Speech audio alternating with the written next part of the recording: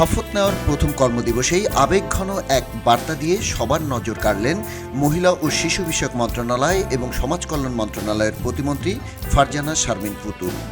বৃহস্পতিবার মন্ত্রণালয়ে প্রথম দিন অফিস করে সামাজিক যোগাযোগ মাধ্যম ফেসবুকে তিনি লিখেছেন এক হৃদয় ছোঁয়া স্ট্যাটাস। সেখানে তিনি বলেন, আজ মন্ত্রণালয়ে প্রথম দিন।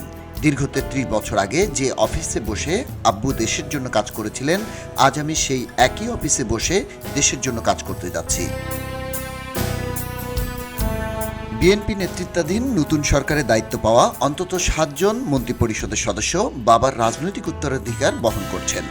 তাদের মধ্যে অন্যতম নাটোর ১ আসনের সংসদ সদস্য ফারজানা শারমিন।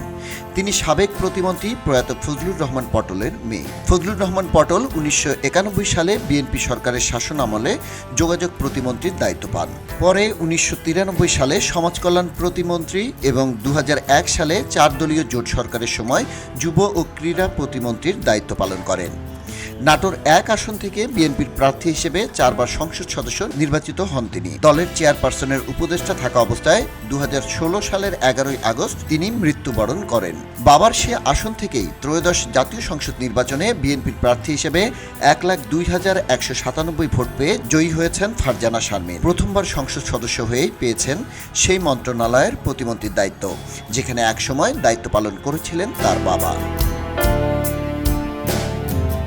ফেসবুক পোস্টে তিনি আরও লিখেছেন, দিনরাতে এমন কোনো মুহূর্ত নেই যখন আমার বাবা আমার সঙ্গে থাকেন না। আজ অফিসে বসে পাশের বোর্ডের ৬ নম্বর তালিকায় আব্বুর নামের দিকে যতবার চোখ পড়েছে, মনে হয়েছে আব্বু আমাকে বলছেন, আমি তোমার জন্য এখানে অপেক্ষা করছিলাম।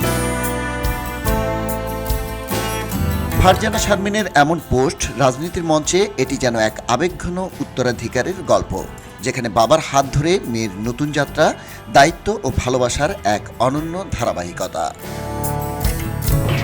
এলো খবরের কাগজ, নিখাত, নির্ভীক, নিরপেক্ষ।